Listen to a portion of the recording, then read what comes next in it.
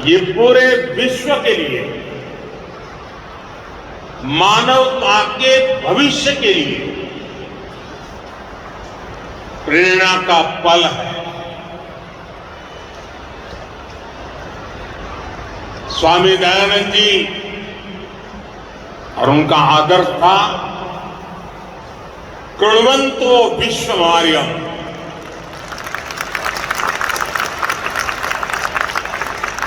अर्थात हम पूरे विश्व को श्रेष्ठ बनाएं।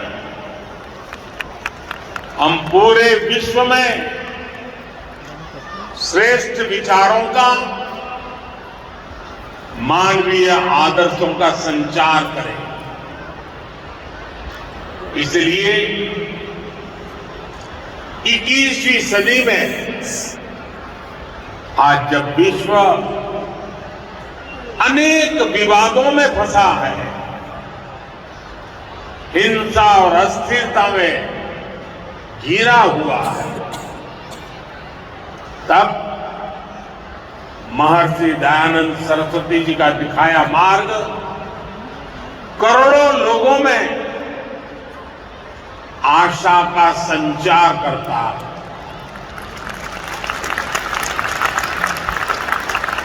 ऐसे महत्वपूर्ण दौर में आर्य समाज की तरफ से महर्षि दयानंद जी की 200वीं जन्म जयंती का ये पावन कार्यक्रम 2 साल चलने वाला है। और मुझे खुशी है कि भारत सरकार ने भी इस महोत्सव को मनाने का निर्णय किया है।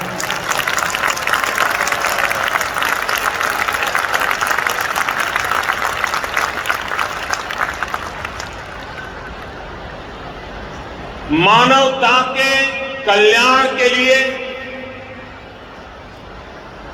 ये जो अविरत साधना चली है, एक यज्ञ चला है।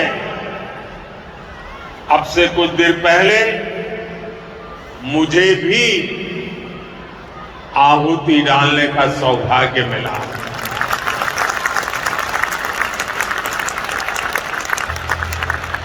अभी आचार्य जी बता रहे थे, ये मेरा सौभाग्य है कि जिस पवित्र धरती पर महर्षि दयानंद सरस्वती जी ने जन्म लिया, उस धरती पर मुझे भी जन्म लेने का सौभाग्य है।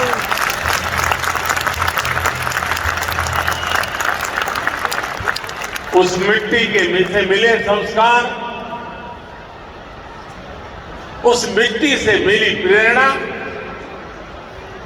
आज मुझे भी महर्षि दयानंद सरस्वती के आदर्शों के प्रति आकर्षित करती रहती है। मैं स्वामी दयानंद जी के चरणों में श्रद्धा पूर्वक नमन करता हूं और आप सभी को हृदय से अनेक अनेक शुभकामनाएं देता हूं। साथियों, जब महर्षि दयानंद जी का जन्म हुआ था, तब देश सदियों की गुलामी से कमजोर पड़कर अपनी आभा, अपना तेज, अपना आत्मविश्वास सब कुछ खोता चला जा रहा था। प्रतिपल हमारे संस्कारों को, हमारे आदर्शों को, हमारे मूल्यों को चूर चूर करने की लाखों कोशिशें होती रहती। जब किसी समाज में गुलामी की हीन भावना गर कर जाती तो आध्यात्म और आस्था की जगह आडंबर आना स्वाभाविक हो जाता है। मनुष्य के भी जीवन में देखते हैं, जो आत्मविश्वास हीन होता है वो आडंबर के भरोसे जीने की कोशिश करता है। ऐसी परिस्थिति में महर्षि दयानंद जी ने आगे आकर वेदों के बोध को समाज जीवन में पुनर्जीवित किया। उन्होंने समाज को दिशा दी, अपने तर्कों से ये सिद्ध किया और उन्होंने बार बार बताया कि खामी भारत के धर्म और परंपराओं में नहीं है, खामी है कि हम उनके वास्तविक स्वरूप को भूल गए हैं और विकृतियों से भर गए हैं। आप कल्पना करिए, एक ऐसे समय में जब हमारे ही वेदों के विदेशी भाषाओं को, विदेशी नैरेटिव को गढ़ने की कोशिश की जा रही थी। उन नकली व्याख्याओं के आधार पर हमें नीचा दिखाने की, हमारे इतिहास को, परंपरा को भ्रष्ट करने के अनेक विध प्रयास चलते थे। तब महर्षि दयानंद जी के ये प्रयास एक बहुत बड़ी संजीवनी के रूप में, एक जड़ी बूटी के रूप में समाज में एक नई प्राण शक्ति बनकर के आ गए।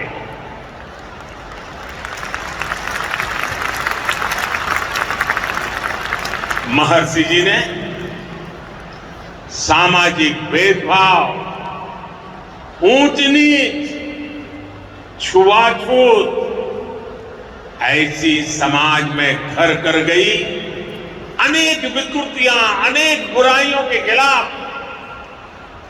एक सशक्त अभियान चलाया। आप कल्पना कीजिए, आज भी समाज की किसी बुराई की तरफ कुछ कहना है, अगर मैं भी कभी कहता हूं कि भाई कर्तव्य पथ पर चलना ही होगा, तो कुछ लोग मुझे डांटते हैं कि आप कर्तव्य की बात करते हो, अधिकार की बात नहीं करते हो। अगर 21वीं सदी में मेरा यह हाल है तो 150 पौने 200 साल पहले महर्षि जी को समाज को रास्ता दिखाने में कितनी दिक्कतें आई होंगी।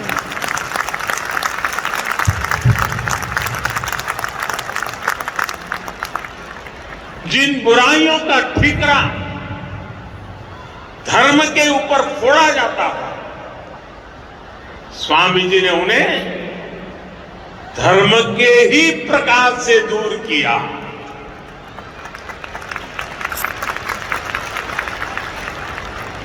और महात्मा गांधी जी ने एक बहुत बड़ी बात बताई थी और बड़े गर्व के साथ बताई थी। महात्मा गांधी जी ने कहा था कि हमारे समाज को स्वामी दयानंद जी की बहुत सारी देन है, लेकिन उनमें अस्पृश्यता के विरुद्ध घोषणा सबसे बड़ी देन है। महिलाओं को लेकर भी समाज में जो रूढ़ियां पनप गई थी, महर्षि दयानंद जी उनके खिलाफ भी एक तार्किक और प्रभावी आवाज बनकर के उभरे। महर्षि जी ने महिलाओं के खिलाफ भेदभाव का खंडन किया, महिला शिक्षा का अभियान शुरू किया और ये बातें 150 पौने 200 साल पहले की है। आज भी कई समाज ऐसे हैं जहां बेटियों को शिक्षा और सम्मान से वंचित रहने के लिए मजबूर करते हैं। स्वामी दयानंद जी ने ये बिगुल तब फूका था जब पश्चिमी देशों में भी महिलाओं के लिए समान अधिकार दूर की बात थी। भाई और बहनों, उस कालखंड में स्वामी दयानंद सरस्वती जी का पदार्पण पूरे युग की चुनौतियों के सामने उनका उठ करके खड़े हो जाना यह असामान्य था। किसी भी रूप में वो सामान्य नहीं था। इसलिए राष्ट्र की यात्रा में उनकी जीवन उपस्थिति आर्य समाज के 150 साल होते हो, महर्षि जी के 200 साल होते हो और इतना बड़ा जनसागर सिर्फ यहां नहीं दुनिया भर में आज इस समारोह में जुड़ा हुआ। इससे बड़ा जीवन की ऊंचाई क्या हो सकती है?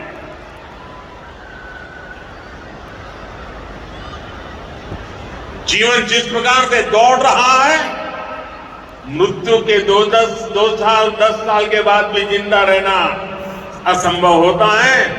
200 साल के बावजूद भी आज महर्षि जी हमारे बीच।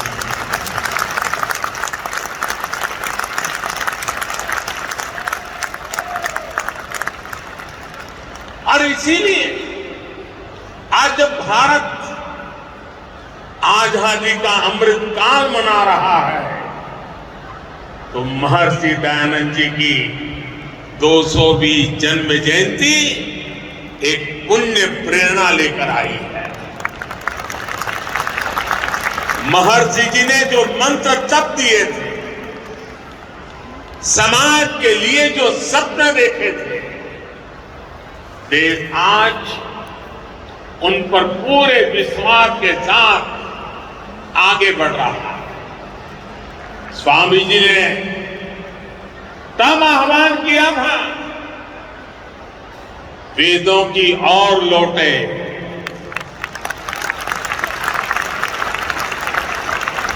आज देश अत्यंत स्वाभिमान के साथ अपनी विरासत पर गर्व का आह्वान कर रहा है।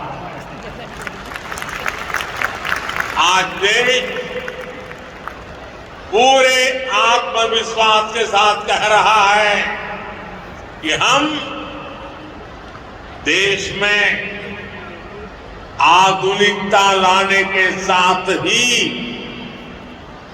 अपनी परंपराओं को भी समृद्ध करेंगे।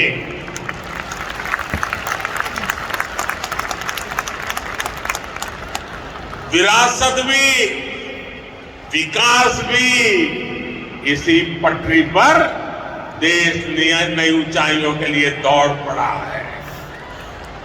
साथियों, आमतौर पर दुनिया में जब धर्म की बात होती है तो उसका दायरा केवल पूजा पाठ, आस्था और उपासना, उसकी रीत रस्म, उसकी पद्धतियां, उसी तक सीमित माना जाता है। लेकिन भारत के संदर्भ में धर्म के अर्थ और निहितार्थ इसमें शायद ना आए, एकदम अलग है। वेदों ने धर्म को एक संपूर्ण जीवन पद्धति के रूप में परिभाषित किया है। हमारे यहां धर्म का पहला अर्थ कर्तव्य समझा जाता है। पितृधर्म, मातृधर्म, पुत्र धर्म, देश धर्म, काल धर्म, ये हमारी कल्पना है। इसलिए हमारे संतों और ऋषियों की भूमिका भी केवल पूजा और उपासना तक सीमित नहीं रही। उन्होंने राष्ट्र और समाज के हर आयाम की जिम्मेदारी संभाली, होलिस्टिक अप्रोच लिया, इंक्लूसिव अप्रोच लिया, इंटीग्रेटेड अप्रोच लिया। हमारे यहां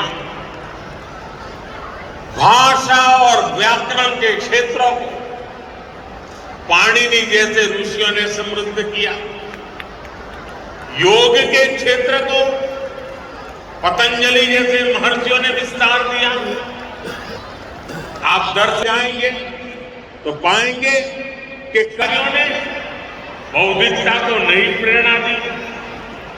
नीति और राजनीति में महात्मा विदुर से लेकर के भर्तृहरि और आचार्य चाणक्य तक कई ऋषि भारत के विचारों को परिभाषित करते हैं। मैं मोदी को भेज दूंगी, ये सो रही थी आप। हम गणित की बात करेंगे तो भी भारत का नेतृत्व आर्यभट्ट, ब्रह्मगुप्त और भास्कर जैसे महान गणितज्ञों ने किया।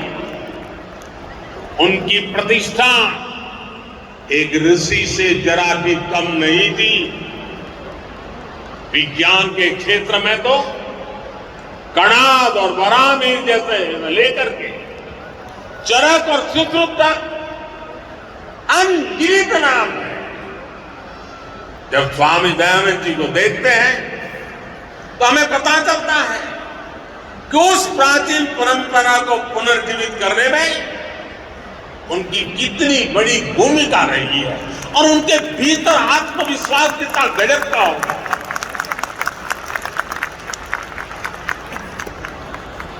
भाइयों और बहनों, स्वामी दयानंद सरस्वती जी ने अपने जीवन केवल